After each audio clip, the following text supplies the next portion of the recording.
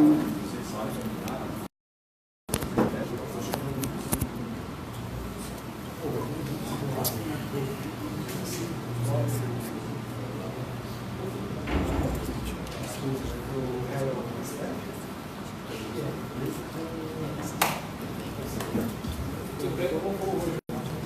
noite a todos, sejam bem-vindos à Casa da Advocacia e Cidadania de Guarulhos. Hoje, dando continuidade ao ciclo de palestra promovido pelo Departamento Cultural da OAB Guarulhos, com a palestra com o tema A Influência da Mídia no Tribunal de Júri. O nosso palestrante é o Dr. Alexandre Sá Domingos, nosso presidente aqui da 50ª subseção. Sem demora, vamos compor a mesa. Agradecendo desde já a todos os presentes e a você que nos assiste pela internet. Muito obrigado por sua participação. Vou convidar então o nosso palestrante, o Dr. Alexandre Sá Domingos, o Dr. Ricardo Fante. O Dr. Ricardo é presidente do Núcleo de Direito Penal e Processo Penal, que é responsável pela realização dessa palestra. Vou convidar o Dr. William Pereira e, por fim, o Dr. Eduardo Ferrari, está aqui conosco. Sem demora, presidente, vou passar a palavra para o nosso Ricardo, Dr. Ricardo Fante, para fazer uma apresentação do seu breve currículo. Obrigado, doutor Samuel. Mais uma vez uma honra estar aqui, participando dos trabalhos nessa noite. Para mim é uma imensa honra estar aqui ao lado do meu amigo, meu padrinho. Hoje eu tenho a honra de ser sócio dele no escritório, mas mais do que isso, dessa pessoa especial que é o doutor Alexandre, que com certeza vai trazer diversos ensinamentos para todos, tanto aqui presente quanto na internet. Vou passar o breve currículo aqui do professor, o doutor Alexandre, especialista em Direito Penal pela PSMP, pós-graduado pela Universidade de Coimbra em Direito Penal Econômico, e presidente eleito para o triênio de 2016 a 2018 dessa subseção. Fazer uma confidência aqui a todos, dizendo que o Dr. Alexandre me salvou na faculdade. Até o terceiro ano da faculdade eu não tinha processo penal, eu não sei se hoje tem, só tinha direito penal. Eu detestava direito penal.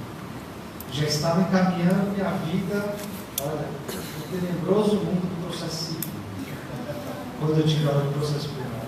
Então eu devo minha vida ao Dr. Alexandre, juntamente com o professor Levi, que eu gosto de dizer, que me salvaram desse caminho tortuoso que tinha agora. Mas, sem mais delongas, brincadeiras à parte, meu amigo professor, a palavra é sua. Querido amigo Dr. Ricardo, diácono, que coordena hoje o Núcleo Penal e Processo Penal, esse núcleo tão importante da OAB Guarulhos, é uma honra estar aqui, ser apresentado, introduzido nessa palestra por Vossa Excelência. Quero cumprimentar o Dr. Samuel Messias, que hoje preside o Departamento de Cultura da OAB Guarulhos, esse Departamento de Cultura e Eventos, que tem sido tão efetivo no seu trabalho, juntamente com o secretário do departamento, o Dr. William Pereira, tem desempenhado um trabalho invejável, né? Para aqueles que estão aqui presentes, nos acompanhando nas redes sociais, é importante destacar que em 30 meses o Departamento Cultural da OAB Guarulhos realizou mais de 100 palestras gratuitas. Isso é um marco certamente difícil de ser alcançado, mas que sirva como paradigma, novo paradigma, porque nós temos que trazer informações, não é? Muitos colegas têm sede do conhecimento e nós temos que buscar. Eu confesso que quando convidado insistentemente, especialmente pelo William e pelo Ricardo, a vir aqui proferir essa palestra, eu falava, não, depois a gente vai. Aí agora o mandato vai acabando, daí pressionaram, não, você tem que ir lá, tem que registrar. Eu falei, então tá, então pode marcar, estou aqui, cumprindo a promessa, viu, William? Cumprindo a promessa, Samuel, Ricardo. Quero cumprimentar também o componente dessa mesa, meu amigo, querido advogado, também criminalista, doutor Eduardo Ferrari Geraldes, que hoje preside a Comissão de Direitos e Prerrogativas da OAB Guarulhos. É uma satisfação imensa também estar aqui ladeado. Certamente já me sinto mais seguro para falar sobre esse tema, que é um tema difícil, hein? Tema que eu não conheço muito bem. Há 20 anos que eu tento conhecer, mas por mais que a gente estude, menos a gente sabe, não é? Queria cumprimentar aqui alguns dos presentes, cumprimentar o Dr. Damilton, Dr. Marcelo Primo, ambos membros da Comissão de Direitos e Prerrogativas da OAB São Paulo, que hoje nos honram também com a presença, também tribunos do júri, advogados criminalistas, recebo meus cumprimentos. Quero cumprimentar aqui o Dr. Paulo Roberto Magalhães Júnior, que é hoje vice-presidente do Departamento de Esportes, e tem uma missão aí de realizar a primeira corrida e caminhada da OAB Guarulhos, dia 30 de setembro. Então, você que está nos assistindo, você que está aqui presente, não deixe de reservar ali a sua inscrição. Estou vendo ali, ó, está acenando com a cabeça ali, Dr. Leonardo Camargo, que é coordenador do Núcleo de Direito Militar da OAB Guarulhos, está ali dizendo que já está, pode contar com ele será um dos grandes concorrentes dessa corrida, né? Mas quero cumprimentar também o Dr. Sidney Moraes e a doutora Aldrin Lucas, presidente e vice-presidente da Comissão de Regularização Fundiária da OAB Guarulhos. E eles estão com a bola toda, porque hoje eles vieram prestigiar esse evento, mas estarão aqui a semana inteira, porque a partir de amanhã, terça, quarta, quinta e sexta, dias 14, 15, 16 e 17, nós teremos um ciclo de workshops sobre trazer todas as informações necessárias para você, advogada, e você, advogado, que queiram atuar nessa área. Trarão aqui expoentes dessa área do direito, a área que é tão carente na nossa cidade que tem certamente mais de 50%, 60% da sua área irregular. E graças a algumas mudanças legislativas e um avanço na integração dos atores do município, entre Secretaria de Habitação, entre cartórios, entre corregedor dos registros públicos, judiciário, Ministério Público, advocacia, entre tantos, está surgindo mais uma oportunidade de trabalho para os advogados, e certamente um trabalho que vai impactar grandemente a sociedade cidadã de Guarulhos. Então, eu queria aqui deixar um convite a você que está nos assistindo para vir amanhã, a semana inteira, você terá a oportunidade de arrecadar aqui mais e mais conhecimentos importantíssimos. Muito obrigado pela presença também.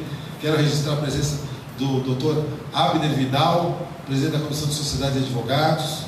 Também é uma satisfação tê-lo aqui, Dr. Abner, sempre presente nos nossos eventos. Quero cumprimentar o Dr. Alan, Dr. Rivaldo, desculpa, ele tem do júri, soube que semana passada foi vitorioso no júri lá em Limeira, não é isso? Parabéns, obrigado, Dr. Alessandro Ortiz. Comentava o meu querido ali, Jorge Caroni, também integrante da Comissão de Introdução à Advocacia, realizando um projeto maravilhoso também, a Escolinha da Advocacia, que já está indo para a 12ª edição, não é isso? Impactou, segundo o Dr. Rodrigo Prates, mais de 400 advogados até agora, que passaram pela escolinha, advogados que acabaram de receber a carteira. Isso mostra que a OAB está de braços abertos para a jovem advocacia. E quero finalmente cumprimentar o presidente da Comissão de Comunicação, Dr. Felipe Hilton, que hoje está possibilitando que essa palestra ela atinja além dos muros da OAB e fique registrada nos anais da nossa subseção, não é? Porque essa palestra, além de estar disponível no site, também estará na Web TV. Feitos os cumprimentos iniciais, estendo a todos os demais presentes, eu passo a falar sobre a influência da mídia no Tribunal do Júri. Meus amigos, o Dr. Ricardo falou ali algumas coisas que eu já fiz, mas de todas as coisas que eu já fiz, excluindo obviamente a minha família, que é minha grande paixão, o júri certamente tem um lugar especial no meu coração. O Tribunal do Júri, que é criticado por muitos, na minha visão, é um ambiente propício a arejar o Poder Judiciário. Acho que graças ao Tribunal do Júri ainda existe a possibilidade de nós vermos dentro do Poder Judiciário uma reflexão sobre o que é o direito.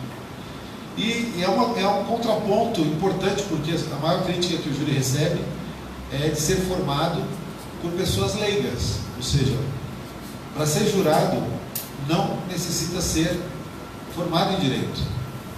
Então, para muitos isso é motivo de criticar o júri, dizer que o júri erra.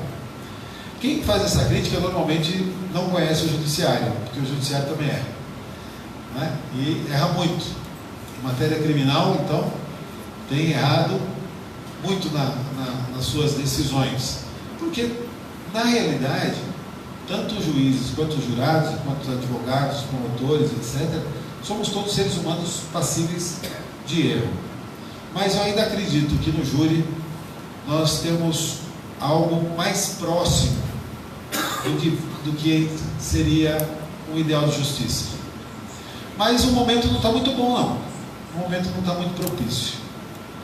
Especialmente por esse enfoque que a palestra quer dar hoje, que é a influência da mídia no Tribunal do Júri. E eu, ao longo da minha fala, vou tentar trazer alguns exemplos e falar um pouco sobre isso, e depois abrir para debates aqui entre os presentes. Mas eu queria, antes de adentrar essa questão da mídia, fazer também aqui um registro, uma fala breve com relação ao júri. Nem todos que estão nos assistindo militam nessa área, militam na área penal, conhecem as particularidades do júri. Então eu queria falar um pouco sobre o que é o Tribunal do Júri. Essa instituição que é reconhecida no Brasil, pelo menos há quase 200 anos, ela inicialmente foi criada para julgar crimes de imprensa. Então, cidadãos do povo eram chamados a participar do Tribunal do Júri para julgar crimes de imprensa.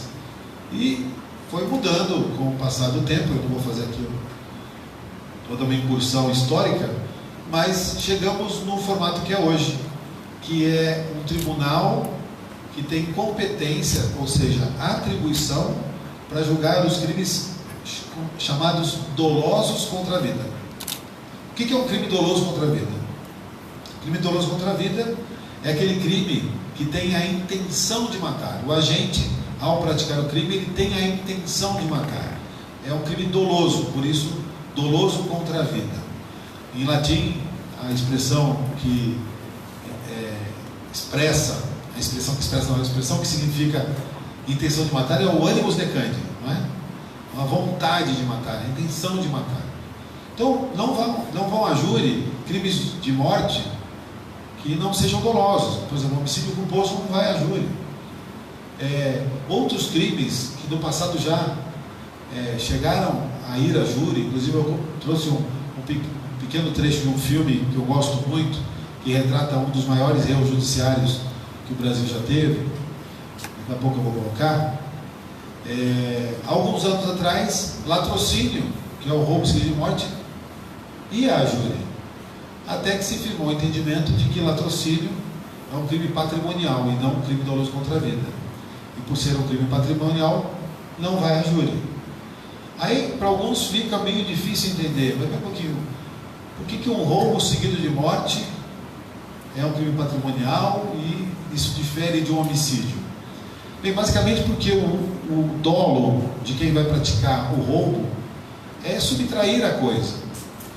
Em decorrência da subtração da coisa, ou pela violência aplicada para acessar a coisa, ou posteriormente a ter acessado a coisa para manter a sua posse, se dessa violência decorre a morte é uma consequência do crime patrimonial. E por essa razão, o entendimento já pacificado há muitos anos é de que ele não vai a júri. Então, que crimes que vão a júri? Os crimes considerados hoje dolosos contra a vida são 4. O homicídio doloso, e o homicídio doloso nas suas diversas formas, consumado ou tentado, simples ou qualificado. Todos esses formatos de homicídio vão a júri. O homicídio culposo, como já adiantei, não vai a júri. Também vai a júri o aborto doloso, aborto provocado, intencional. Também vai a júri a instigação, induzimento e o auxílio ao suicídio. Nós temos aí 3 crimes. E vai a júri uma forma diferenciada de homicídio, que é o infanticídio, que é quando a mãe mata o próprio filho sob o domínio do estado puerperal, que são as alterações hormonais que a mulher tem em decorrência do trabalho de parto.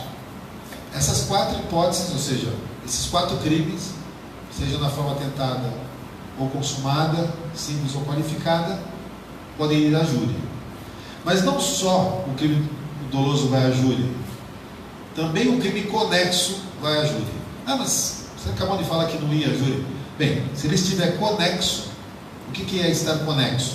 Se houver entre esses crimes ligação quanto à prova, quanto à execução do crime, esses crimes, até por uma economia processual, para evitar conflitos de decisões, eles são julgados num único processo. Então, imaginem vocês a situação. O agente pratica um homicídio.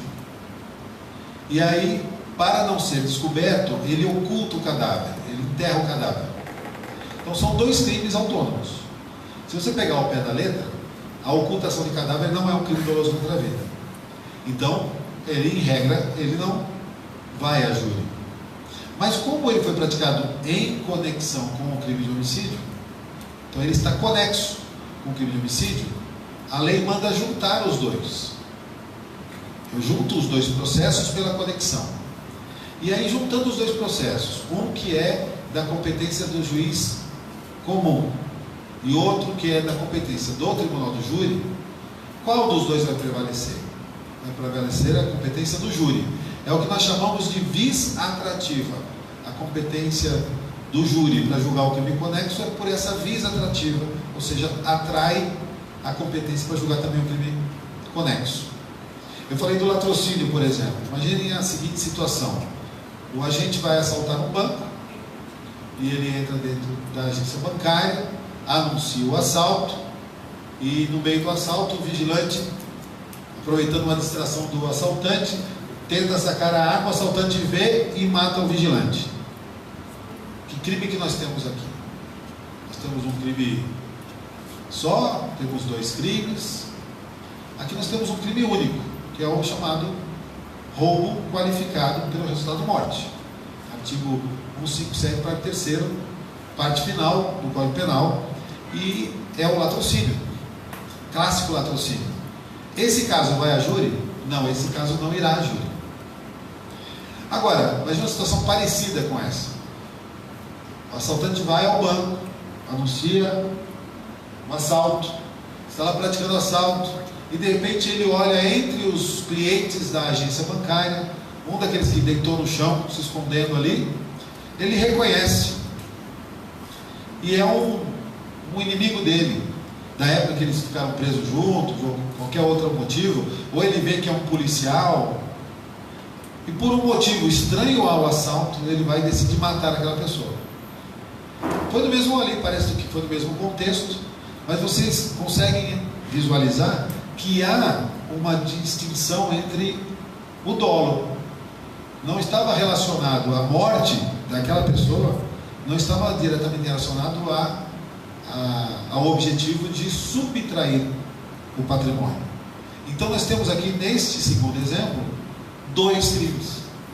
O crime doloso contra a vida, que é o homicídio daquela pessoa que estava ali deitada no chão, e temos o crime patrimonial, que é o crime de roubo.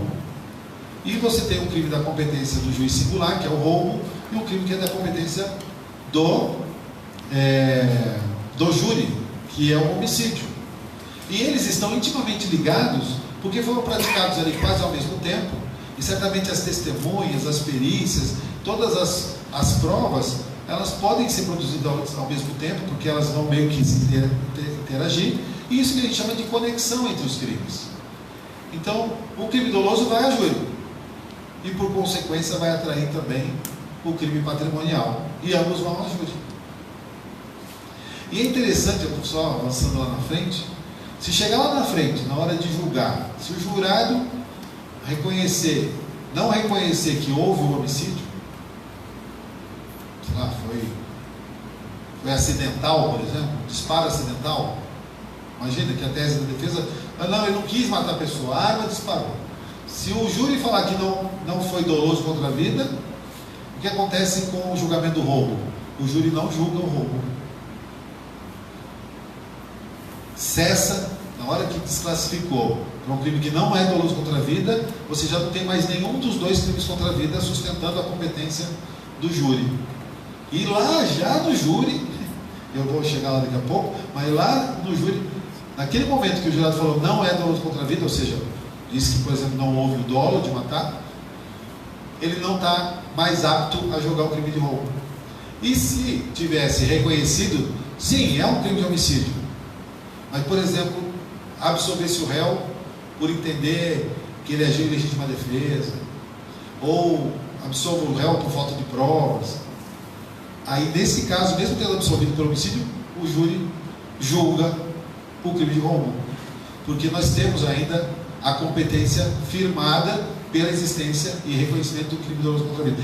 São peculiaridades do júri que causa bastante confusão na hora de você identificar. Mas voltando um pouco ainda do tempo, essa competência para julgar o crime doloso contra a vida vem inserida no artigo 5º, inciso 38 da Constituição, e fala, dentre as características do júri, a competência exclusiva para julgar crimes dolosos contra a vida.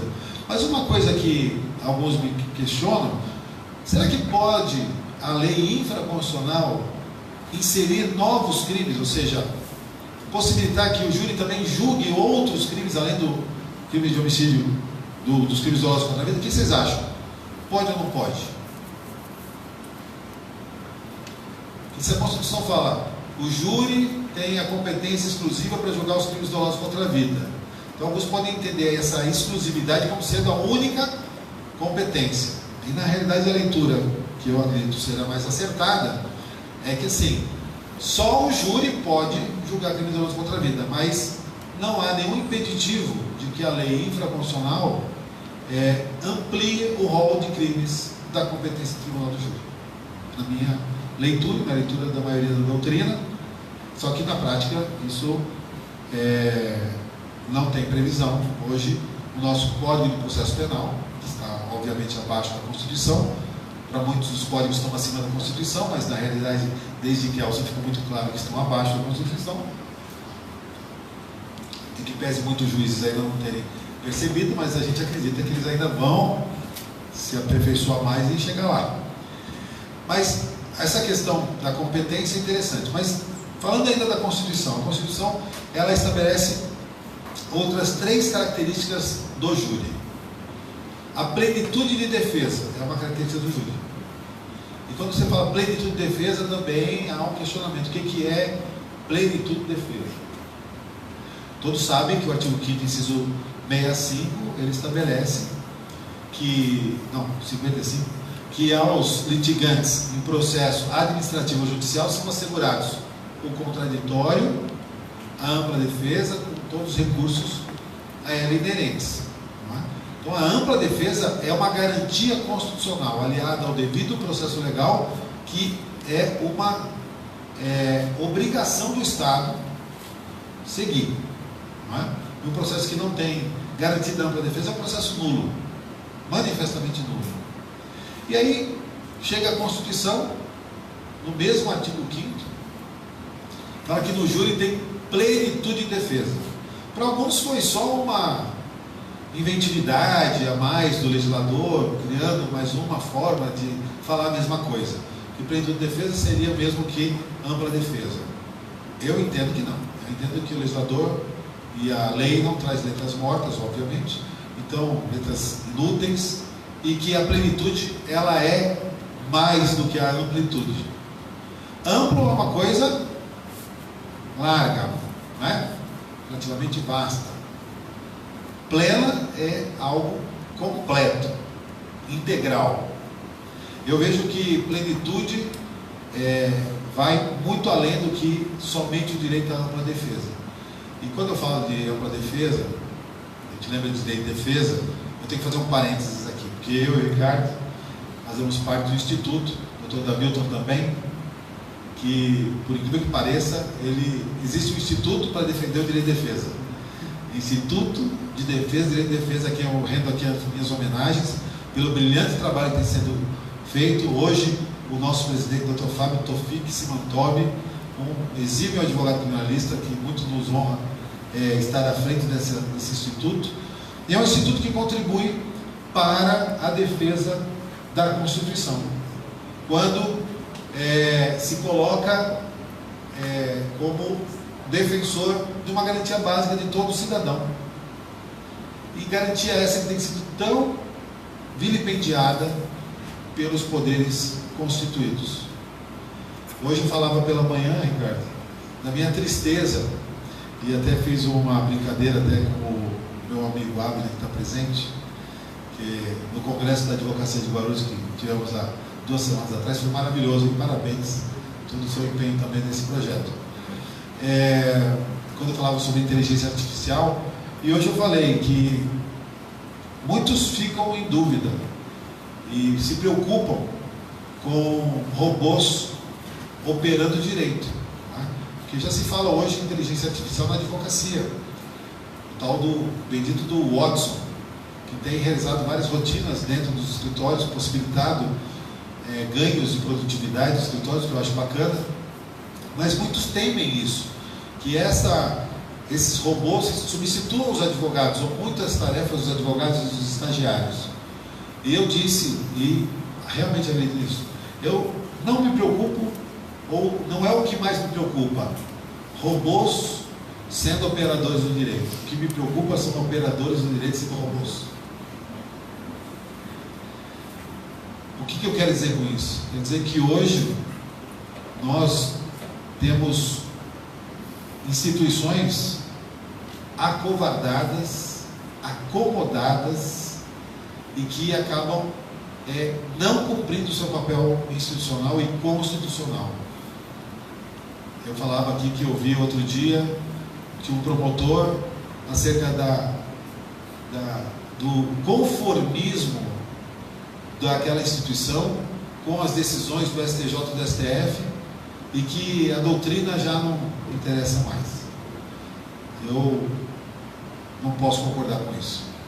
Eu acho que as instituições não podem perder a inquietação e não podem, quando tem a oportunidade, participar da mudança do direito ou dos entendimentos que venham prevalecendo. A gente está às vésperas de viver em algo que já está bastante presente, numa ditadura do Poder Judiciário.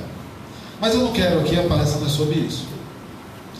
Voltando então à questão da plenitude de defesa. Plenitude de defesa possibilita, por exemplo, que num júri se utilize uma carta psicografada. A própria vítima, eventualmente se manifestando, não é? Acerca do verdadeiro autor. Isso já aconteceu no Brasil. Isso até foi retratado no filme que conta a vida de Chico Xavier, e que uma carta psicografada por Chico Xavier teria sido usada numa defesa em plenário do júri. Pode? Pode. Mas qual é a legitimidade, qual é a certeza? Não tem. Mas é um argumento, não é? Falar dos bons antecedentes do réu. Poxa, mas o que tem a ver? Pode? Pode. A exibição de um vídeo, para defender o réu? Pode. A plenitude de defesa ela é bastante diferente da ampla defesa, que na minha ótica é um pouco mais restrita, e eu acho que ela traz para o tribunal do júri algo que a gente ainda tem que avançar bastante, e aqui eu chamo a vocês a resistir junto conosco. E eu falo conosco, não só eu e o Ricardo, porque a gente defende isso, mas todos aqueles que acreditam que a gente tem que mudar o status quo.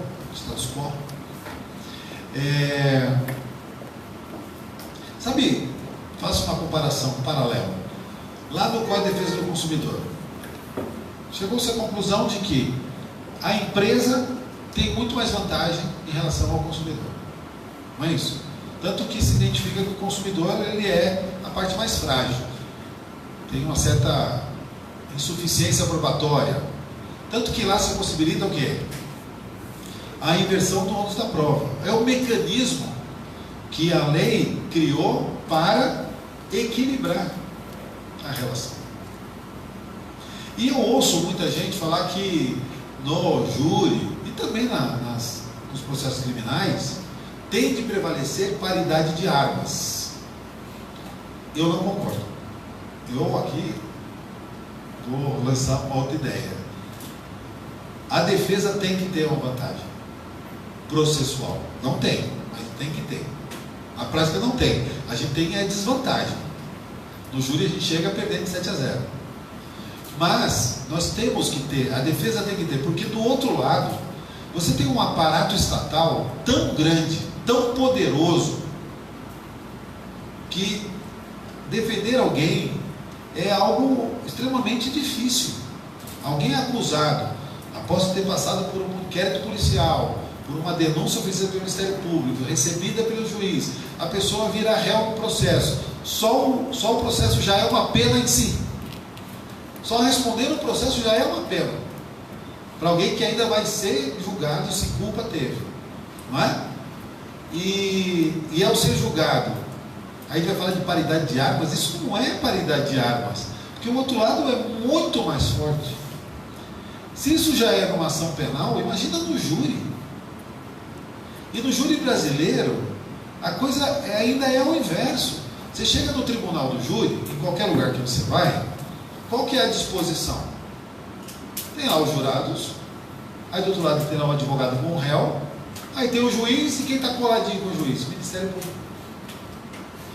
Então quem chega de fora, imagina um jurado leigo, hoje com 18 anos pode ser jurado, com todo respeito aos jovens, meus filhos são jovens, eu já fui jovem, nada a ver jurado com 18 anos. Porque para mim o jurado tem que ter um pouco mais de vivência, para mim o jurado tinha que ter mais de 30 anos, mas a lei 2008, atendendo lá uma mudança no Código Civil, que eu acho que tem nada a ver uma coisa com a outra, reduziu de 21 para 18, quando a minha expectativa é que ele aumentasse de 21 para 30.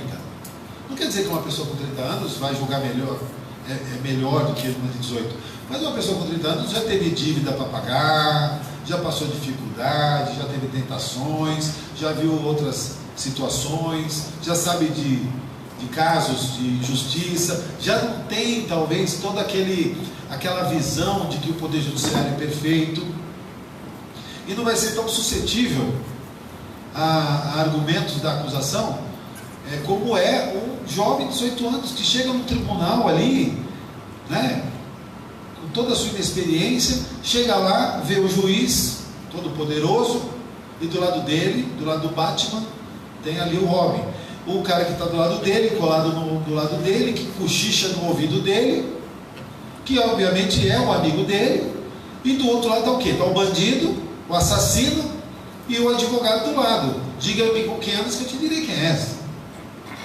A disposição física do plenário do júri garante plenitude de defesa? Não, muito pelo contrário, é plenitude de acusação. O réu chega condenado. A lei fala hoje que ele não deve ser julgado ou algemado, mas você vai em tudo quanto é lugar, as justificativas são as mais estapafúrdias possíveis para deixar o réu algemado. Ele chega lá, na maioria dos processos, com roupa de presídio. Quando o preso chega lá, não se garante a ele uma roupa que o torne minimamente parecido com um cidadão inocente. Ele já chega com cara de culpado, já chega com aquela escolta enorme.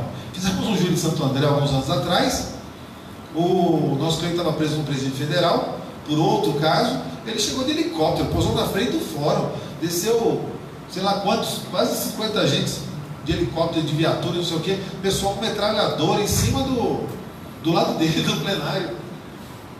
Ai, plenitude de defesa. É inglês, né? Aí você chega lá, desse mesmo tribunal, que ocorreu agora, lá em Santo André, ocorreu um fato que envolvia uma advogada aqui de Guarulhos, a quem eu mando um abraço, Ana Lúcia Said, um abraço pela sua combatividade, que eu sempre admirei. E ela foi, nesse caso a gente vê como que a mídia é. Vou até fazer aqui esse parênteses. Está lá no júri, ela defendendo o assassino da Eloá, assassino confesso, não é? Ninguém tinha dúvida. Eu estava defendendo o papel constitucional dela, direito do cidadão, e ela, uma testemunha de defesa, ela fez as perguntas, e aí ela entendeu que estava satisfeita com as perguntas, falou, sem mais, passou para a promotora fez outras perguntas, das perguntas que a promotora fez, ela sentiu que ela tinha que fazer uma outra pergunta. Aí ela chegou para a juíza com toda a educação. Excelência, eu gostaria de fazer na busca da verdade real, eu gostaria de fazer mais uma pergunta para a testemunha. Lá nos Estados Unidos não tem dessa. Nos Estados Unidos, o sistema lá, a acusação fez pergunta, passa para a defesa terminou, passa para a acusação, passa para a defesa. Tem mais algum? Não tem mais. O contraditório é assim, cross-examination, é direto para a testemunha e vai alternando até se darem por satisfeitos. Não tem isso aqui, você já perdeu, agora passou a sua vez. Não. Era testemunha e defesa. O máximo que a juíza podia fazer, sabe, então a senhora vai perguntar, depois eu vou abrir de novo a palavra para a promotora perguntar de novo.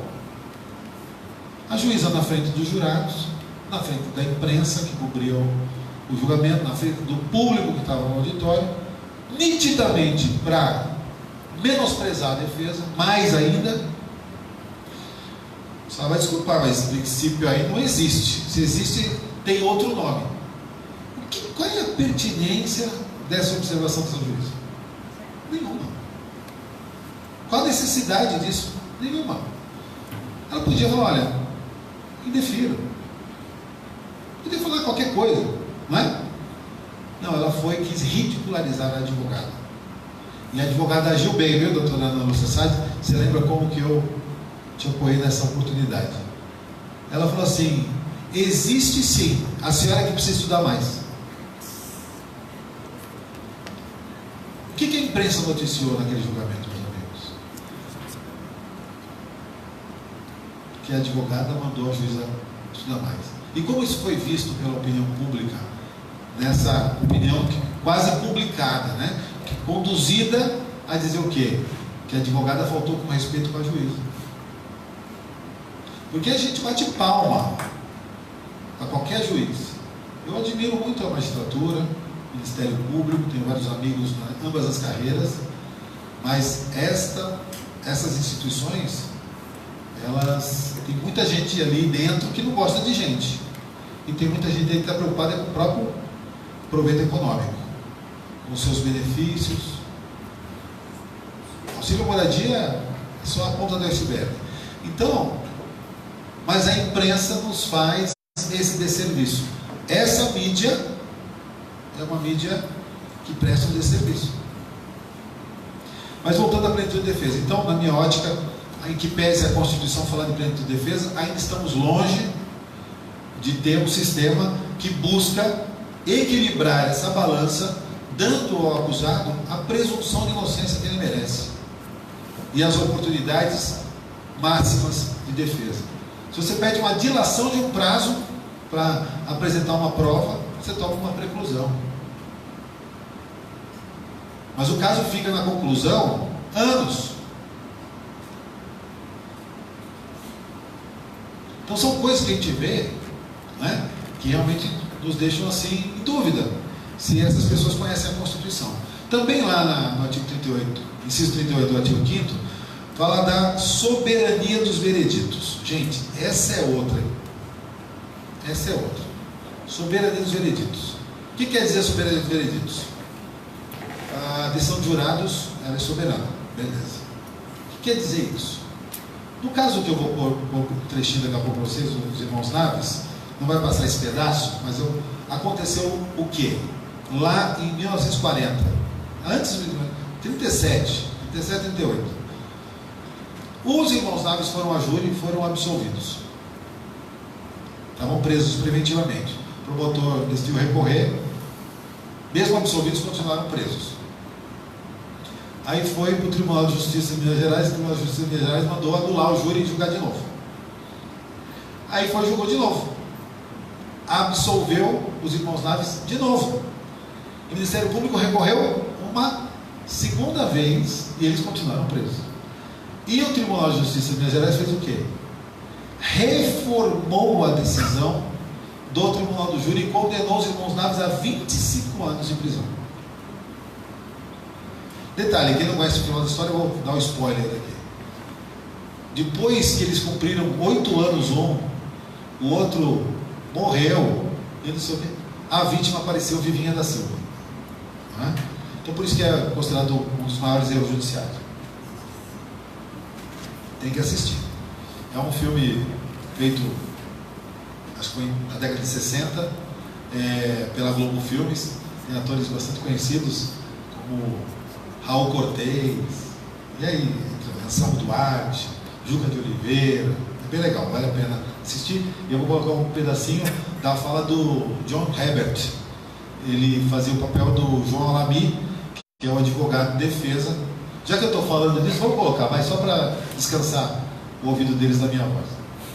Consegue focar ali, Felipe? Coloca o volume bom, tá?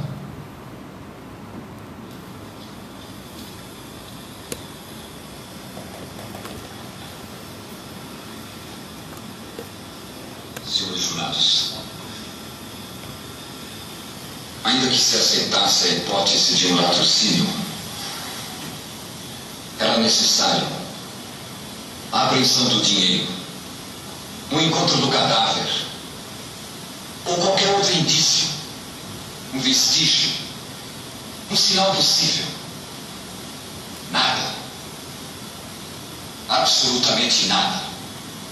A não ser a confissão dos denunciados, que agora, diante do meritíssimo juiz, diante do conselho de sentença, desmentem essas falsas confissões, como todos ouviram de viva voz.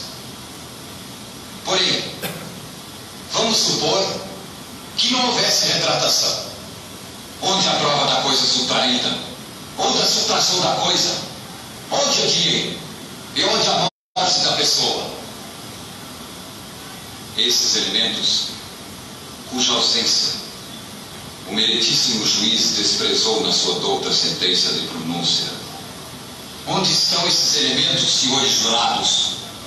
Poder-se-ia dizer ainda mais. Poderia ser dito que, além da confissão, existem várias presunções. No entanto, como sentencia Whittaker, a presunção é o raciocínio que liga o fato certo ao probando. E não há dentro desses autos um fato certo, um indício sequer, e muito menos uma presunção.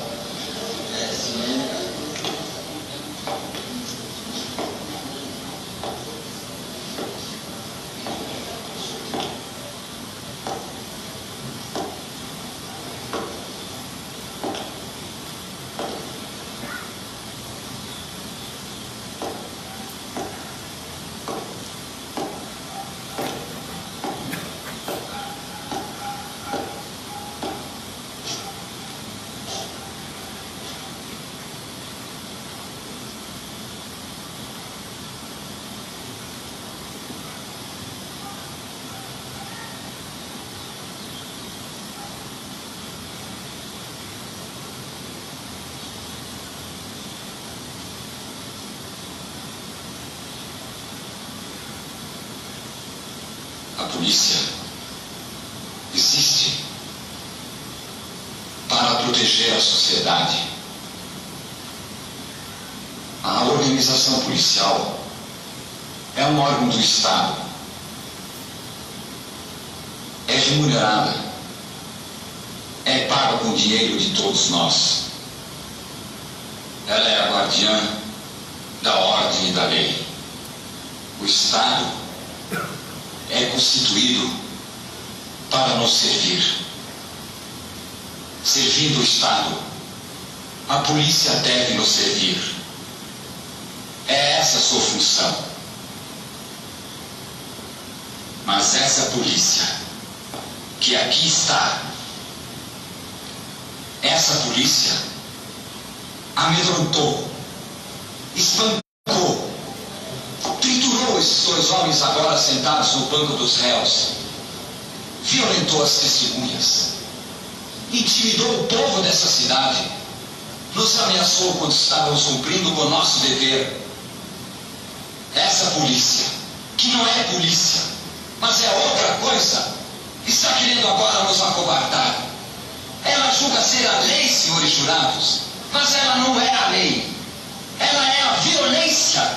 Ela julga ajudar a justiça, mas vai contra essa mesma justiça. Sua presença desrespeita a figura do meritíssimo juiz, desafia os senhores jurados. Todavia, apesar dessa afronta, é necessário tomar forças para julgar. O que podem ver os senhores jurados? O que é isso que acontece diante de vós, senão a repetição de tudo aquilo que vem sendo feito desde o início desse processo? Está provado aqui nesses autos que tenho nas minhas mãos. Essa polícia, desde o início, esteve presente da mesma forma assintosa, aviltante, com que agora quer perturbar a imparcialidade do julgamento. Mas ela se engana. A defesa está aqui para cumprir o seu dever, custe o que custar. A defesa não aceita essa intimidação.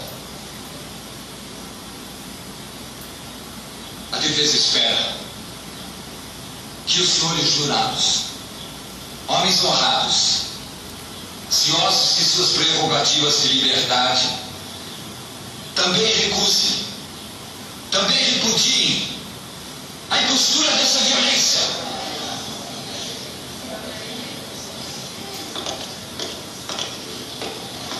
Vou acabar com isso a bala. Se o senhor tirar, vai sair bala daqui de cima também. Estamos aqui para garantir o doutor Lamy. Obrigado.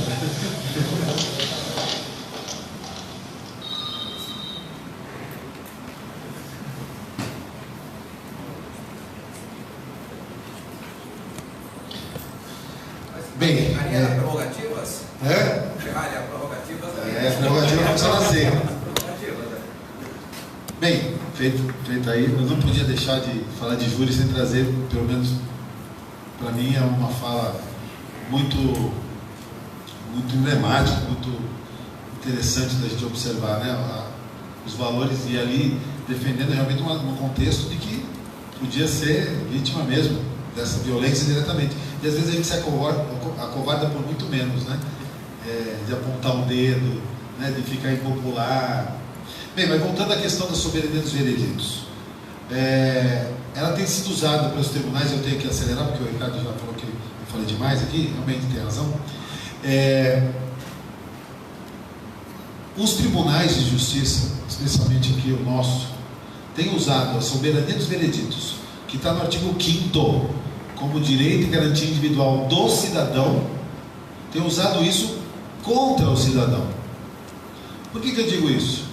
Quando ocorre um julgamento e o júri profere uma decisão, a lei prevê o direito do recurso de apelação, certo? É lógico que o recurso de apelação, ele não possibilita que o tribunal reforme a decisão do júri, ou seja, se o jurado absolveu, o tribunal não pode condenar. Se o júri condenou, o tribunal não pode absolver. O que o tribunal pode fazer então? Conforme diz o artigo 593, inciso 3, a linha A, pode considerar nulo o julgamento por ser a decisão, a linha A não, a linha D, a decisão ser manifestamente contrária à prova dos autos. E aí o que o tribunal faz? O tribunal faz o seguinte: olha, a decisão não é manifestamente contrária à prova dos autos, porque o jurado optou por uma das duas teses existentes, pelo menos por uma das duas existentes nos autos, não é? Então, prestigiando a soberania dos vereditos, eu nego o provimento da apelação da defesa. Primeiro, um reparo aqui, uma estatística. Já fizemos vários levantamentos e, no mínimo, para cada anulação de um júri em que o réu foi absolvido, tem 5 anulações de réus que foram, perdão, o contrário. Para cada anulação de réu que tenha sido condenado, tem 5 anulações de réus que foram absolvidos. O tribunal, com muita facilidade, passa por cima da soberania dos vereditos para anular júris de réus que foram absolvidos para que eles sejam julgados de novo. Feito aqui um parênteses, eu acho essa argumentação do tribunal uma falácia. E eu acho essa argumentação do tribunal uma forma de não estudar o processo.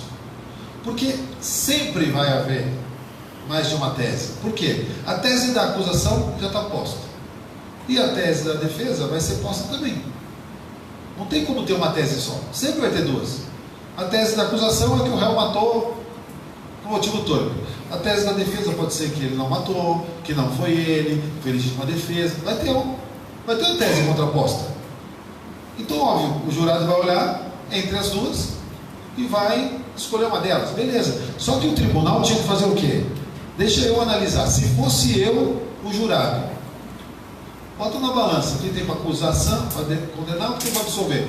E o juiz, o desembargador, deveria fazer o seguinte: olha, nesse quadro probatório, eu, se fosse jurado, eu absolveria. Então eu entendo que a decisão é contrária para os autos, eu vou anular e vou julgar de novo. Eu não estou mudando a decisão, eu estou dando uma segunda oportunidade. A lei previa, até 2008, talvez, não lembro agora exatamente se foi 2008, que foi abolido o protesto do novo júri. Acho que foi até 2008. Uma condenação de 20 anos ou mais era automático, era uma petiçãozinha. Protesto do novo júri, você tinha direito ao novo julgamento. Eles aboliram com isso, acabaram com isso, e têm adotado esse entendimento, que é uma aberração, torna o júri um julgamento de instância única. E o duplo grau de jurisdição? E o direito aos recursos?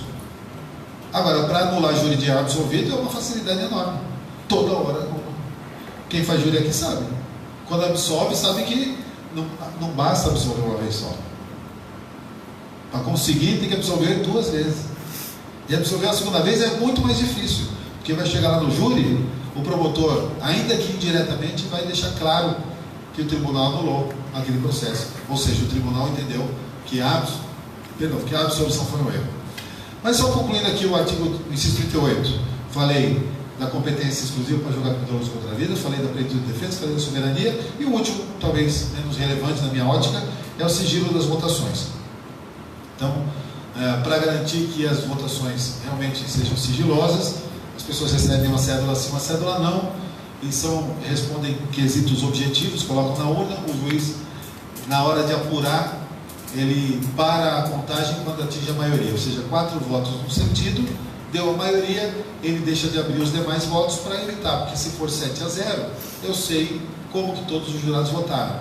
Então, se eu pegar só abrir 4, ainda que seja 4-0, você não sabe se todos os jurados votaram num sentido ou no outro. Bem, essas são as... Então, o júri é mais ou menos isso, não é?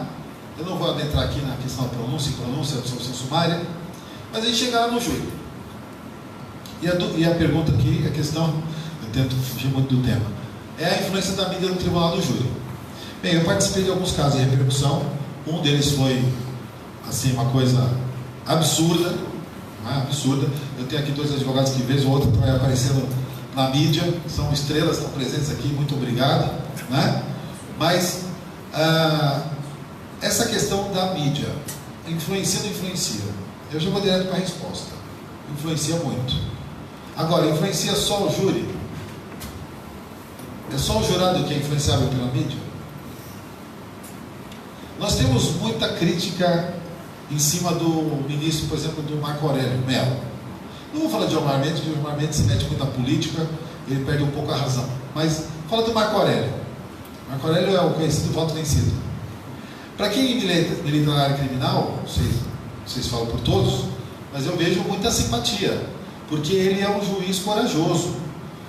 Doa quem doer, ele vai e defende o que a Constituição prega.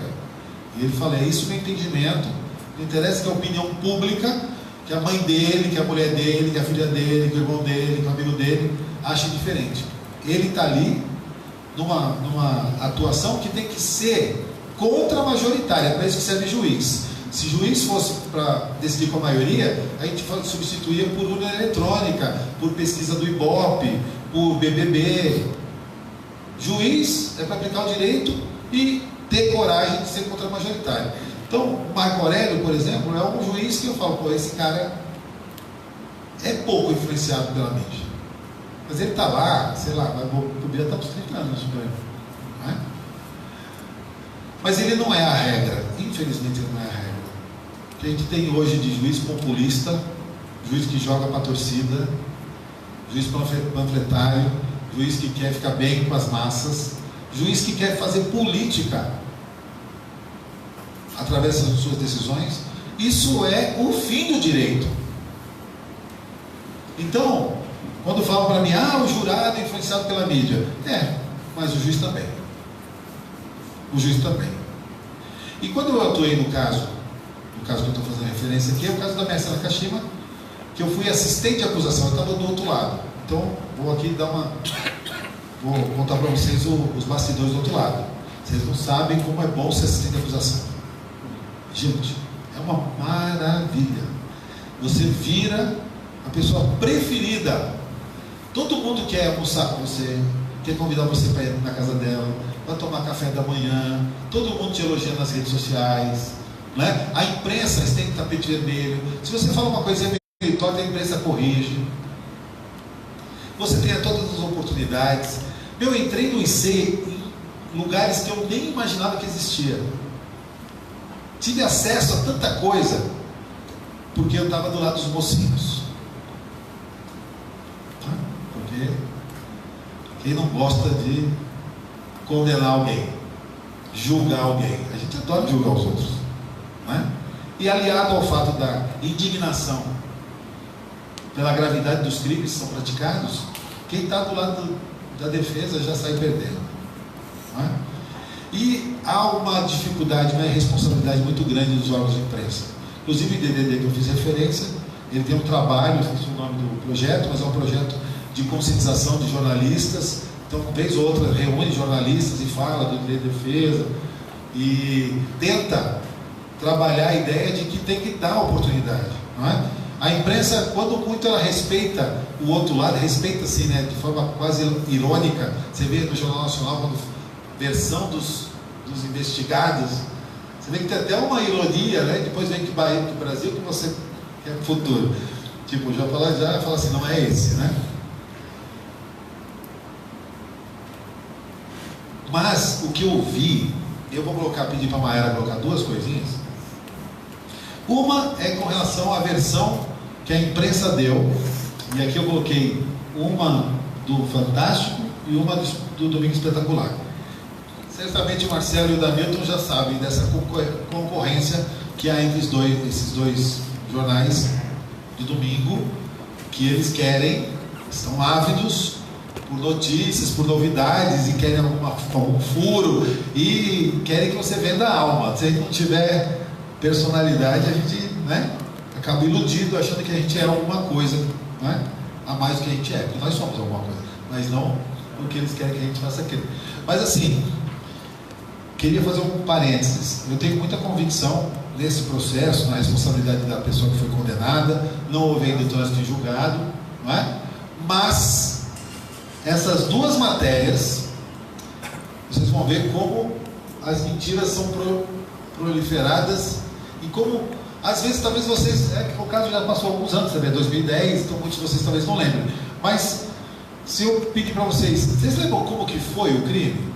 Porque assim, se eu falar de 2010, 2008, tem o caso dos Nardoni. Você fala assim, como que mataram a Isabela Nardoni? Todo mundo sabe. Alguém já entrou lá no edifício London? Alguém foi lá no apartamento? Alguém estava presente? Alguém viu o vídeo? Não, mas todo mundo sabe tudo que aconteceu, desde o carro, do elevador, do apartamento. Por quê? Porque a imprensa macetou, fez as representações gráficas e a gente tem uma ideia. Ou melhor, a gente tem certeza como que foi. E no caso do Mercer, como que foi? Não é? Porque na hora que tirou o carro da água e etc., tinha um amassado no teto. Então vai lá, pode colocar o play. Coisas podem não ser o que parecem. Ainda não há certeza de como a advogada Mércia Nakashima morreu, e nem há provas contra o único suspeito até aqui, o namorado dela. Os primeiros exames do corpo indicam que Mércia pode ter sido mantida em cativeiro antes de morrer. Veja na reportagem da semana. O perito criminal José Gonzalez visitou a represa a pedido do Domingo Espetacular e analisou as imagens do resgate do carro. Ele acredita que o carro foi empurrado para dentro d'água por mais de uma pessoa. O carro de Mércia estava com o teto amassado. Para o perito existem duas possibilidades. A primeira é que alguém tenha pulado sobre o carro para que ele afundasse mais rápido. A segunda hipótese, que eu acho mais viável, é que se o corpo estivesse dentro e a janela aberta, ou ela teria tentado sair, ela acordou, está do lado do carro, e o corpo teria saído. Ela não sabe nadar, de acordo com a família, e isso ela teria tentado sair da água para respirar. Eu acredito que muitos vocês lembram dessa imagem. Pode ser, David. Não sei se vocês se lembram de alguma coisa aí, né? Mas essa imagenzinha dela em cima do carro ficou bastante marcada. Oi? Quer colocar na sequência? Então vamos colocar o outro, daí eu comento os dois. Vamos lá.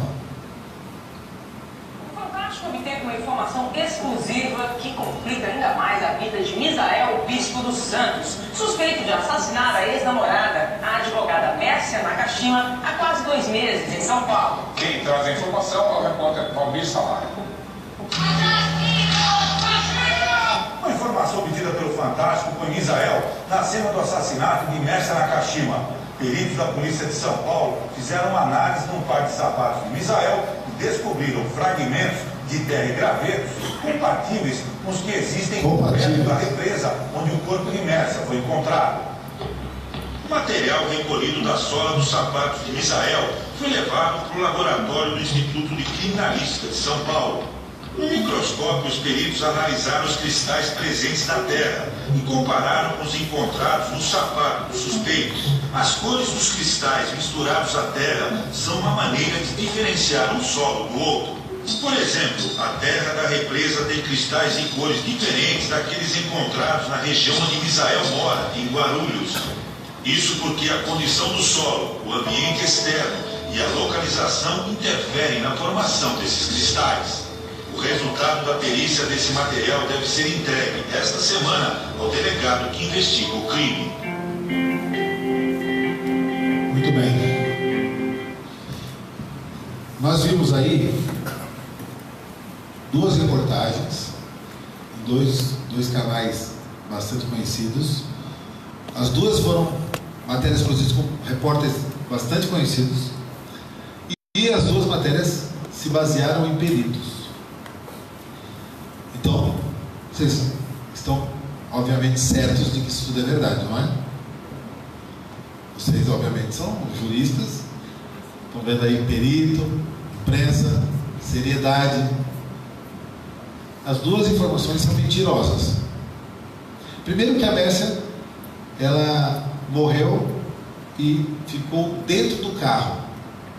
E isso foi constatado de forma até relativamente simples, porque como o corpo dela entrou em decomposição pelos dias que ela ficou dentro d'água, e a água doce, ela deteriora muito mais o corpo do que a água do mar, né? Porque a água do mar tem sal, e o sal conserva. Ela perdeu todos os cabelos, perdeu todos os dentes. Isso tudo caiu, sabe aonde? Dentro do carro. Então, só isso já mostra que ela não saiu do carro e não subiu no teto. Ok? Então pode ser a outra hipótese. Pode ser. Mas, primeiro, o carro não foi colocado de ré na represa. Por que eles colocaram que ele estava entrando de ré na represa? Porque o carro saiu de frente. Por que o carro saiu de frente? Porque o bombeiro, quando foi localizar o carro, amarrou no eixo dianteiro. E aí quando o guincho puxou, o carro virou dentro d'água. Quando o carro virou dentro d'água, foi que o corpo dela, que estava boiando dentro do carro, saiu pela janela. Tanto que isso era no final da tarde, no outro dia logo cedo o corpo dela foi encontrado boiando. Tá? Então, o carro não entrou de ré, o carro entrou de frente. E o amassado no teto? O bombeiro, que nem queria procurar, que é difícil o pai da Mércia convencer que o bombeiro fosse procurar, aí o bombeiro ele usa um plastro para afundar. Eles chamam de poita, que é um concreto dentro de um pneu de kart. E ele jogou o lastro, e foi o lastro que amassou, e tem um laudo no processo que fala que o amassado foi feito pelo lastro do bombeiro. Ou seja, tudo aquilo que foi contado não procede. E o cara falou o quê? Aqui tem duas hipóteses. Ou foi isso, ou foi isso. Perito, bem lembrado. Aliás, tem muito perito por aí que sabe tudo, hein? Perito de tudo. Eu acho interessante isso, né? Porque perito é quem tem conhecimento específico de uma área, a pessoa tem conhecimento específico em todas as áreas. Mas, e o segundo? Cristais. Muitos acham até hoje, né, que essa é a prova irrefutável. Foi por isso que Misael foi condenado. 10 minutos. Gente, o laudo, esse laudo que ele falou que ia ser entregue, foi entregue. E o resultado do laudo é inconclusivo. Algum de vocês ficou alguma dúvida que o laudo era positivo? O laudo foi inconclusivo. Realmente tiraram terra da represa, realmente tiraram terra da casa do Misael, realmente tentaram fazer o confronto. A única diferença é que não deu positivo, nem negativo. Ou seja, não dava para afirmar nada. Diferente da alga. A alga, sim, era compatível da represa e estava no sapato. É outra coisa. Mas o cristal, que você vê até os brilhinhos. Aí você fala, o jurado vê isso todos os dias na televisão, chega lá para participar do júri. A defesa, sai perdendo de 14-0, não é nem 7-0. Agora, o que fazer? Foi curioso esse caso do caso Mércia para mim, porque quando teve o caso dos Nardoni, tinha um cara, o rapaz era aqui de Guarulhos, não é? Os dois, né? O casal. Não foi aqui em Guarulhos o crime, mas eram daqui, etc. Advogados que representaram eles no início do processo são conhecidos nossos, e depois saíram, voltaram. Mas eu ficava observando o massacre que foi a abordagem da imprensa nesse caso. E a gente só via a versão da acusação. O tal do Sembranelli lá ficou famosão. E você não ouvia falar da defesa. E eu conheci um advogado que conduziu uma boa parte, e um advogado que eu admiro muito, que é o Marco Polo Levorin. E o Marco Polo Levorin, eu encontrei com ele numa palestra que a gente foi proferir, eu perguntei para ele, por que você não aparecia na imprensa? O pessoal não te chamava. A gente tem menos oportunidades, não é? Mas nós somos chamados também. E aí ele falou assim, eu fiquei desgostoso, que eu dei uma entrevista logo no começo que eu entrei, para a Veja, e eles distorceram tudo, e eu falei, não vou falar mais com a imprensa. E ele ficou 1 ano sem falar com a imprensa. Adivinha quem falava todo dia? Então assim, tem como calar a imprensa? Não tem. Queremos calar a imprensa? Não, não queremos. A imprensa é responsável? Não é responsável. A imprensa quer vender jornal, quer dar audiência. O que a gente pode fazer? Eu ficava pensando nisso, falava com o Ricardo. A gente tem que estar preparado, porque na hora que a gente tiver um caso desse na mão, esse massacre, aí é que a gente tem que estar preparado para fazer, infelizmente, até eticamente, eu aqui, presidente da OAB, falando um negócio desse, mas a gente tem que fazer o quê? Tem que minimamente contrapor a versão da acusação. Imagina para você no júri, ainda mais a reforma fez o favor de reduzir o tempo do debate, de limitar a leitura de peça, ou seja, o pleito de defesa foi para o quiabo mais ainda, e aí você não contrapõe e a acusação massacrando, a ponto de todos vocês, eu tenho certeza, que vocês sabem como que é o apartamento dos Nardoni. Não vou entrar no mérito aí, não sei se é culpado, mas é um absurdo que a gente, não estando lá, tenha isso na nossa cabeça. Então, resumo da ópera. Gente, a mídia influencia bastante. E eu entendo, isso é a minha opinião, que a gente tem que minimamente contrapor o discurso acusatório. A gente tem que estar preparado para isso. Às vezes, e nós, ao contrário da acusação que eu falei, que é a imprensa redonda, quando é a defesa falando, você fala corretamente, mas você deixou ali uma margenzinha, ele tira do contexto e ele te prejudica. Como prejudicou um advogado recentemente falecido, Dr. Badan, Jefferson Badan, acho que o Marcelo da Milton conheceu, faleceu agora há uns 2 meses, né? Nem isso, talvez. Ele, numa oportunidade, defendendo um rapaz, um rapaz que tinha sido acusado de ter participado da morte de uma pessoa na USP, de um aluno da USP. Ele falou que, por que o seu cliente não fala quem estava com ele? Aí ele falou assim, não, porque tem a ética, né? Toda profissão tem ética. O que ele quis dizer? Não é exigível que um bandido delate o outro, mas ele foi usar a palavra ética, e obviamente dá para a gente usar a palavra ética, porque ética é o costume dentro de um grupo social, mas normalmente se atribui a ética a um comportamento bom, não um comportamento ruim. Mas de qualquer forma foi tirado de contexto, e eu, na época, eu lembro quando ele foi massacrado. Então assim, nós advogados, criminalistas, nós advogados de modo geral, porque hoje não é só o advogado criminalista que está lá na imprensa, que tem problema de crime, tem problema de consumidor, tem crimes ambientais, tem outras coisas que vão para na imprensa, questões trabalhistas. Bem, nós temos que estar preparados. E na época eu lembro que eu fiz um curso de media training pela internet. Eu comprei um livro de assessoria de imprensa para tentar entender um pouco, e passado pouquíssimo tempo eu entrei nesse caso. Essa que foi uma grande escola, que eu vi o outro lado, não é? Eu vi o outro lado. E é interessante que fala assim, putz, deve ter dado bastante cliente. Pior que não. Porque sabe o que aconteceu? As pessoas não me viam como advogado, me viam como promotor. Teve dois cidadãos que ligaram no meu escritório pedindo advogado, o telefone do advogado Misael. Mas eu também sou advogado. Eu preciso contratar um advogado. Você tem o telefone do advogado? Não. Gente, eu espero com essas reflexões. Tinha mais uma coisinha? Não, na verdade. Então, Dr. Ricardo Fante, eu espero que eu tenha atingido minimamente o objetivo da palestra, e agradeço muito a presença de todos vocês. Muito obrigado.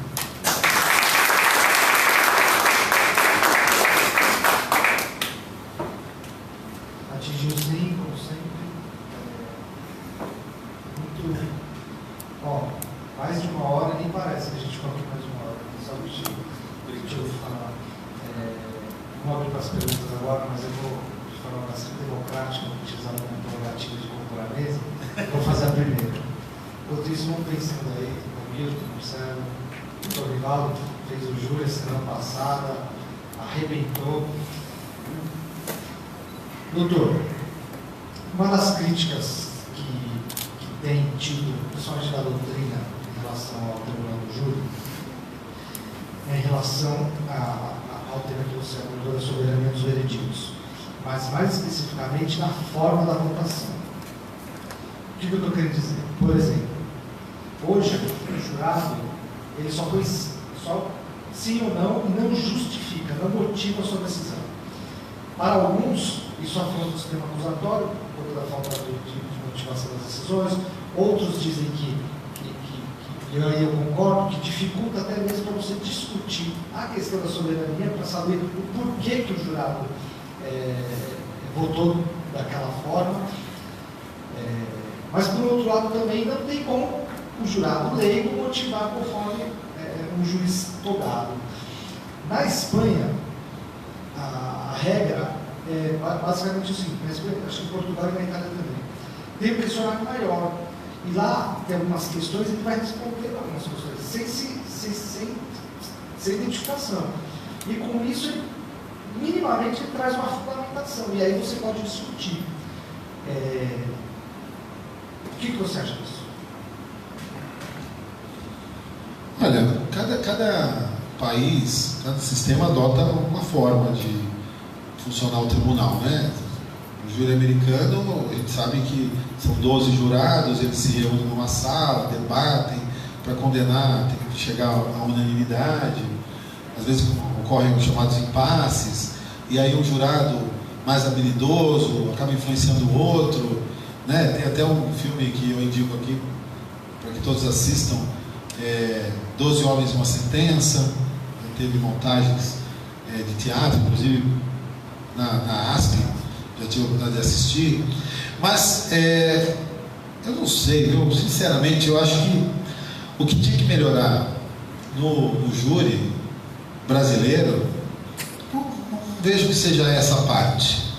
Eu acho que é garantir mais a plenitude de defesa, possibilitando a produção de outras provas em plenário, ainda que se demore um pouco mais, e em grau de recurso, que o desembargador ele analise se ele tomaria aquela mesma decisão. Porque a Constituição, ela assegura a soberania, ou seja, atribui ao júri. É uma forma da participação popular. Não dá para evitar todo e qualquer tipo de erro, não é? Mas eu acho que se o tribunal não se furtasse a sua obrigação, que é analisar as provas, não se escondesse atrás da soberania, porque eu acabei não completando, mas por que então, para que serve a soberania? Serve para evitar o que aconteceu no caso dos irmãos Naves. Imagina as duas situações. Teve lá, então isso que eu vou falar mostra como a soberania está sendo mal interpretada. Imagine um trabalhador, pai de família, mora numa comunidade, chega em casa tarde da noite, sai muito cedo, e a mulher dele fala: olha, tem um cara rondando aí as meninas, ele tem 2 filhas lá, pré-adolescentes, e já teve aqui algumas meninas violentadas, e não sei o que, ele está rondando a nossa casa, eu estou preocupada e tal. Ele aciona a polícia não responde, e ele decide resolver o problema por conta própria, vai lá e mata o tarado. E obviamente que não matou direito, não soube esconder o crime, foi descoberto, vai a júri. Chega no júri, tem lá provas contundentes. Mas chega a defesa e conta para os jurados qual foi a situação. Pô, é uma causa supralegal, talvez uma inexigibilidade de conduta adversa, uma coisa que não está diretamente na lei, mas o jurado, né? O jurado vai falar: pô, absolvo. O Ministério Público inconformado, porque ele adora a justiça, né? Tem justiça até no nome, promotor de justiça, tem quem acredite nisso. Aí ele vai lá e recorre, apela. O tribunal anula, porque contrário à prova dos autos. No novo júri, a defesa novamente conta aos novos jurados, outros jurados. E esses outros jurados, da mesma forma que os primeiros, decidem absolver. O tribunal pode anular de novo? Não pode. Pelo mérito, uma única vez pode anular. Transite julgado, o cara está absolvido. A sociedade ali representada quis isso. Pode ter algum outro mecanismo para punir essa pessoa? Não tem. O contrário, vamos imaginar que alguém tenha sido acusado de um crime e não tem prova nenhuma. Chega no júri, ele vai ser interrogado e fala assim: olha, consta aqui que o senhor é integrante do PCC. Fala: integrante não. Corrigindo, eu sou sócio fundador, minha carteirinha é número 3. Sem prova nenhuma, o jurado vai lá e pum, condena o réu. Puro preconceito. Aí a defesa vai ao tribunal. Vamos imaginar que numa desses milagres que podem acontecer, eles falam: a decisão é contra a prova dos autos, vamos lá, vamos usar novo júri. Chega no novo júri, está tudo indo bem, que é sempre assim, né? A defesa está trabalhando, e aí chega o réu, contribui. Consta aqui que o senhor é integrante do PCC. Integrante não, eu sou sócio fundador. Pau de novo, condenou. Cabe nova apelação pelo mérito? Não cabe. transite de julgado. Tem algo que a defesa pode fazer? Se não se negar vigência ao artigo 621, inciso 1º, cabe revisão criminal quando a decisão ela contraria a evidência dos autos. É que se nega a vigência esse inciso, viu? Para quem tá, porque eles falam que não se trata de uma nova apelação, tem que ter prova nova, mas a lei não fala isso não. Mas tudo bem. Mas digamos que, no caso concreto, eles tenham admitido a revisão. O tribunal pode absolver? O que vocês acham? O tribunal, em grau de apelação, de revisão criminal, um processo de júri, pode o tribunal absolver? Pode. O Tribunal de Justiça, numa revisão criminal de uma decisão condenatória no júri, pode absolver o réu. Pode tudo. E a soberania? A soberania é para proteger o cidadão contra o poder punitivo estatal. Não é para ser usada contra o cidadão em favor do poder punitivo estatal. Alguém tem alguma pergunta? Nosso presidente aqui tem. Alguém da plateia tem alguma pergunta? Vamos. Só fala seu nome e a pergunta. Doutor Jefferson, doutor Alexandre, presidente. O senhor está falando de mídia, aí em casos passados. Em 92, tivemos o caso do Carandiru. Então, no início, eu lembro bem, no início foi colocado como invasão do Carandiru. 2 semanas depois, passou a ser como massacre do Carandiru. Houve uma inversão no noticiário. Perfeito. E até hoje os policiais estão respondendo a processo, já foram condenados, a questão é, na visão do senhor, na justiça militar, se eles fossem julgados, seriam por técnicos, alguns coronéis juízes, que conhecem dos procedimentos policiais, procedimentos militares. O senhor é favorável a casos da justiça militar no crime doloso contra a vida ser o quadro de júri ou permanecer na justiça militar? Olha, vamos lá. O caso Carandiru, ele inicialmente, como é de 92, ele ainda estava na vigência da lei anterior, era competência da justiça militar o julgamento, e em 96 houve essa mudança de competência e passou para a justiça comum o julgamento de crimes dolosos contra a vida praticados por policiais militares contra civis. Essa mudança levou o caso do Carandiru para a justiça comum. Eu acho assim, eu não vejo diferença, sinceramente, a questão que você falou de ser lá na justiça militar, como que funciona? O escabinado é um julgamento que tem juiz, togado e representantes militares com patente superior, então tipo coronéis, etc. Então você tem ali parecido com o júri, porque tem a oralidade, os debates e tal, mas quem está julgando é um juiz de direito, mais alguns. Está aqui o meu querido, se eu falar alguma bobagem, me corrijam. Está aqui o Leonardo Camargo, que é o nosso coordenador do núcleo de direito militar. Mas eles sendo técnicos, isso possibilita melhor avaliação? Pode ser que sim, mas talvez isso entra meio naquela crítica inicial que eu falei que o júri sofre, não é? Porque o jurado entende de perícia, o jurado entende de direito, o jurado sabe o que é legítima defesa, o jurado sabe o que é estrito cumprimento legal, o jurado sabe o que é desistência voluntária, o jurado não sabe. Então, poxa, mas ele tem condições de julgar? Eu entendo que sim, porque eu entendo que o papel do promotor e do advogado é tornar aquele caso técnico em algo compreensível pelo leigo.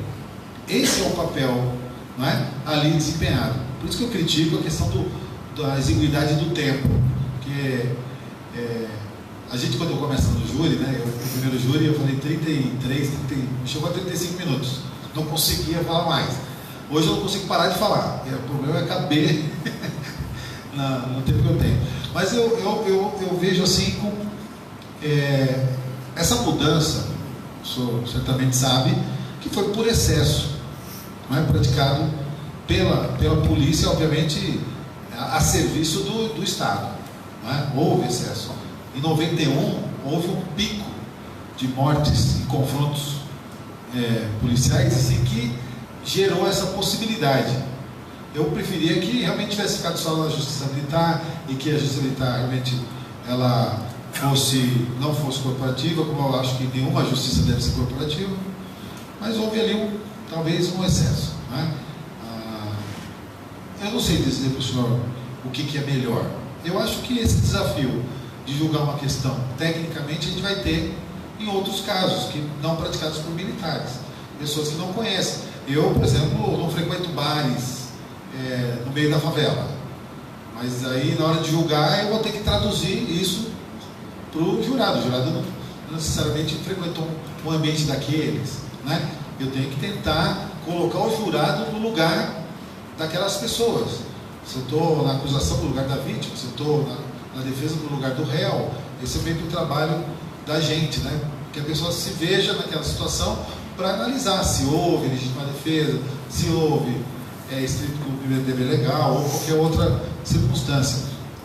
Eu não vejo muito prejuízo não, sinceramente. Esse caso do Carandiru em particular, que é um caso da subjúdice, foi anulado, agora foi meio que absolvido, uma salada incrível foi feita.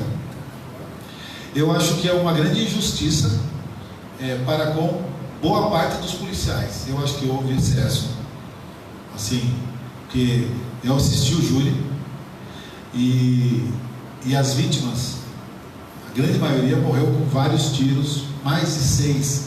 Os percentuais assim são assustadores. Mas daí você condenado por baseada, eu acho que a defesa tinha que bater e continuar batendo até o fim na individualização das condutas, não é? Porque assim, a arma, vítima com uma arma aqui, ó, tá aqui a minha arma, apresentei minha arma, vocês pegaram as vítimas, vocês que provem. Se não tem como provar, porque eles não tiveram competência para fazer os exames, se eles desapareceram os vestígios, aí tem que prevalecer a absolução, mas não por legítima defesa, que eu acho que ali forçou-se a amizade, não é? Eu acho que uma absolvição por negativa de autoria, por insuficiência de prova, seria algo mais viável. Agora, ir para a legítima defesa, sendo que nenhum policial sofreu nenhuma lesão, e todas as vítimas, 111, todas tomaram muito mais do que um tiro cada uma, não é? Para ser bem raso, eu acho que essas questões, né, elas realmente são ruins. Esse processo de Carandiru é uma vergonha, em todos os sentidos, seja no sentido da gente ter um sistema carcerário falido, um depósito de gente, e a situação piorou muito de 92 para cá. Nós somos a terceira população carcerária do mundo, que orgulho, não é? Mas graças a Deus, a essa política criminal é que nós estamos seguros. Certamente não nos preocupamos mais quando nossos filhos saem de casa. Nosso presidente da Departamento Cultural, Gustavo, se prepara. Presidente, é só mais uma curiosidade. Eu que não atuo do direito criminal. Não é meu viés. Eu sempre lembro quando o nosso presidente dizia que se você acredita em tudo que está no boletim de ocorrência, você não serve para ser criminalista. Então, acho que é o meu caso.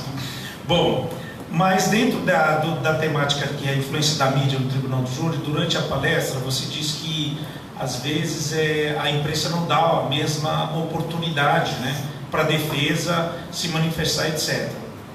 É possível ou é viável, aí eu não sei, dependendo de cada caso, se utilizar dessas mídias atuais, dessas mídias novas, né? Porque hoje nós temos canal no YouTube, nós temos diversas mídias que facilitam o acesso e essa comunicação, né? A OAB, por exemplo, hoje está gravando esse vídeo, certamente está batendo aí todos os recordes de visualizações, que temos aqui um grande palestrante. Então é possível o advogado se utilizar dessas ferramentas, ou se é viável também, né, dentro dessa temática de mídia? Olha, eu fiz até a ressalva. Você pode responder com 13 palavras sua apresentação? Eu fiz a ressalva com relação à ética, não é? É vedado ao advogado discutir através da imprensa, da mídia, de forma habitual, a questão de casos em andamento. Eu acho que talvez um exercício de legítima defesa da presunção de inocência diante de um discurso massacrante do outro lado, que a gente tenha direito de falar, fazer um contraponto. Mas eu não sei, as mídias, se eu for entrevistado através do Facebook, vou responder. Agora, eu ir lá fazer um programa, quero colocar aqui as minhas... Olha, realmente é uma situação que a gente vai ter que trabalhar. O nosso código de ética vai ter que pensar nisso. Não teve um caso, antes de passar por outro ferro, não teve um caso, acho que do Osasco, que a família dos acusados fez um vídeo no YouTube. Parece que eu vi alguma coisa nesse sentido. Não o caso de júri, aquele que o nosso querido promotor de justiça ameaçou a testemunha sigilosa de revelar quem ela era, se ela não confirmasse a história. É esse, né? Não sei, mas parece que a família fez. De repente a família pode... Né? Não, eu estou dizendo que pegou os advogados. Olha eu aqui no Facebook, tomar um processo disciplinar aqui, nessa altura do campeonato. Olha, não faça isso comigo. Vou passar para quem te defende, doutor Ferrari. Boa noite a todos. Bem, ainda puxando um pouquinho, porque o doutor Samuel é aproveitando a oportunidade de aprender, né? A gente sabe que a imprensa, como foi dito, de fato, tende para um lado, né? Mas aí a questão é possível, né, naquele cenário que você se encontrava, que os advogados se encontram, até com essa experiência, realizar essa entrevista coletiva. Essa entrevista é melhor ao vivo, essa entrevista é melhor gravada, porque a entrevista gravada me parece que pode haver algumas ciladas ali, né? E assim, lembrando até um caso que nós tivemos de repercussão da Suzane von Richthofen, que estavam gravando lá e esqueceram de desligar os microfones, todas as orientações, todas as conversas, né, ficaram registradas. Então, nesse sentido, né, como agir? Porque se a mídia está lá, a gente teria que ter uma forma de penetrar da mesma forma ou tentar buscar. É possível? Eu se fosse possível escolher, eu escolheria ao vivo, não é? No caso, se de repercussão toda, você falar ao vivo, lógico que está na sua mão o que você vai falar. E depois, realmente, o que vai ao ar, após a edição, pode mudar bastante o contexto do que você falou. Então, se for para escolher. Agora, muitas vezes você não consegue escolher, a pessoa vai te entrevistar, e você tem que tomar cuidado de não deixar a sua vaidade te cegar, que aquela pessoa que está ali está querendo um furo de reportagem, está querendo vender jornal, ter audiência, e que se você falar alguma bobagem, então, até a postura, né? Outro dia eu vi um cara na capa de uma revista de grande circulação, ele fez um desserviço também para a advocacia criminal, passando uma arrogância, né? Uma matéria que falava de honorários. Eu acho que não, foi no momento de descontração, a entrevista já tinha acabado, acendia o charuto e falou que não devia, aí foi tudo pro ar. Então, assim, mantenha a linha, do começo ao fim. Aquela pessoa que tem que ser seu amigo, entendeu? O cara ali, ele está fazendo o trabalho dele, eu não estou nem criticando, mas você não tem que dar margem a depois ser apunhalado, né? Pelas costas. Então, eu entendo isso. Queria fazer só uma observação. Eu, na consistência da acusação, participei sim de alguns programas, eu fiz algumas entrevistas ao vivo e gravadas. Teve essa questão que eu falei de ser nitidamente ser bem tratado. Do outro lado, eles tiveram bastante oportunidade e eu procurei a todo momento nas minhas falas não esquecer que eu sou advogado, que do outro lado também era advogado e que eu defendo as garantias constitucionais de presunção de inocência, devido ao processo legal. Ou seja, eu procurei limitar o meu discurso ao mínimo necessário, porque a pessoa também se empolga, né? Aí se a pessoa eu acho que eu consegui minimamente, lógico, todos nós temos os deslizes, mas eu acho que eu consegui sair desse caso sem ter dado a impressão que eu mudei de lado, que eu virei a casaca, ou que eu estava ali vendido. Não, eu estava defendendo os mesmos interesses que eu defendo, só que ali eu estava defendendo os interesses da vítima e não do acusado. Doutor Leonardo? Só complementando o meu colega, hoje os estudos estudos e as porcentagens, há mais absorção hoje para policiais militares do que quando antigamente para a justiça militar.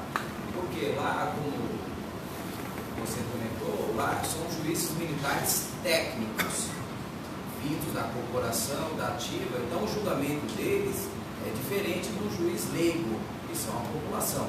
Então hoje, para a defesa e para a amplitude de defesa, os julgamentos feitos pelo júri é muito melhor para a defesa, para a atuação. Então, se a reforma foi para tentar, como você comentou, que pelos excessos e tal, hoje ela melhorou a situação do policial militar, porque hoje quem julga é o povo que julga. Então, quando o advogado vai fazer a defesa dele, ele tem muito mais argumento para explorar, para atacar, do que um juiz, um coronel que está lá, né? Porque ele vai julgar com a legalidade do ato. A Dona Maria ali, a pessoa que vem da sociedade, ela não vê o estrito cumprimento ali, se ele estava embarcado, se ele não estava embarcado, se o tiro foi a longa distância, se fez o método Giraldi, se não fez. Não, ali eles vão ver se ele poderia ou não ter feito aquilo lá. Então, para a defesa, é melhor hoje do que na justiça militar, que é muito mais severo. Bem observado essa questão. Realmente o ambiente mais favorável hoje no júri popular do que na justiça militar. A justiça militar, ela evoluiu bastante tecnicamente, eu acho, também, e fruto talvez dessas mudanças, né? Eu acho que a gente vai encontrando o equilíbrio. O importante é o equilíbrio. Há muitos policiais com péssimas condições de trabalho, a exaustão trabalhando, colocados em situações, são o verdadeiro linha de frente, né? Então está tomando tiro por nós. Então, essa é a grande maioria. Mas existem aqueles que abusam, exorbitam, entendem que podem fazer ali o julgamento e a execução ao mesmo tempo. E isso, obviamente, tem que ser coibido. Então, em todas as áreas, né, a gente tem que coibir os excessos. Antes de passar a palavra para o nosso presidente da Departamento Cultural para o encerramento, já que o doutor Leonardo trouxe o dado, vou trazer outro, que é o que está recebendo. É de um juiz do Paraná, que se chama Fábio Capella, Fábio Bergami Capella, é a tese de mestrado dele, eu não vou me recordar, perdão, não vou recordar o tema. Mas lá ele fez uma pesquisa das sentenças de absolvição em relação ao mérito. Quantas absolvições por mérito, ou seja, que discute a culpabilidade, enfim, matéria de mérito do direito penal, e não chega a 30% de absolvição. No júri, ainda que seja baixo, chega a 45%. Então a gente percebe que se tem um foco de resistência ainda no Poder Judiciário, esse foco de resistência no Tribunal do Júri. É uma pesquisa fantástica de um juiz e acho que para complementar todos esses dados aí. É interessante. Por que eu gosto do júri? Porque no júri, eu nunca culpo o jurado. Isso tem uma coisa que eu queria deixar claro, assim, se o jurado dormir no meu júri, a culpa é minha. Se o jurado se distrair no meu júri, a culpa é minha. Se ele não entender, a culpa é minha. Eu acho que isso é para você melhorar, está melhorando constantemente. Para a gente melhorar o nosso discurso, o nosso debate, a nossa fala, você tem que ter essa consciência que você está com a palavra. E se você não se faz ouvir, a culpa não é de quem está lá recebendo a mensagem, é da mensagem que você está mandando. Então, no júri eu tenho a nítida sensação de que eu tenho a oportunidade de ser ouvido. E no juiz comum, eu tenho a nítida sensação que ele não está nem aí com o que eu estou falando. Que ele não vai nem ler o que eu vou escrever. Então, se fazer ouvir para um juiz de direito, para mim é muito mais difícil do que ser ouvido por um jurado, ainda que leia. Presidente, quero agradecer então, em nome do Departamento Cultural aqui da Casa, né, ao doutor Alexandre por essa brilhante palestra, muito esclarecedora, esses desafios para quem atua no Tribunal do Júri, né? E quero deixar um convite a todos aqui presentes, a vocês que nos assistem. A partir de amanhã começa o nosso workshop para falar a respeito da regularização fundiária vai ser muito importante, mais um evento aqui promovido pelo Departamento Cultural.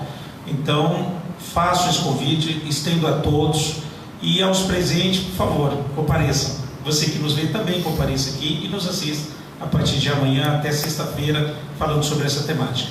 Obrigado, dou por encerrado a palestra de hoje.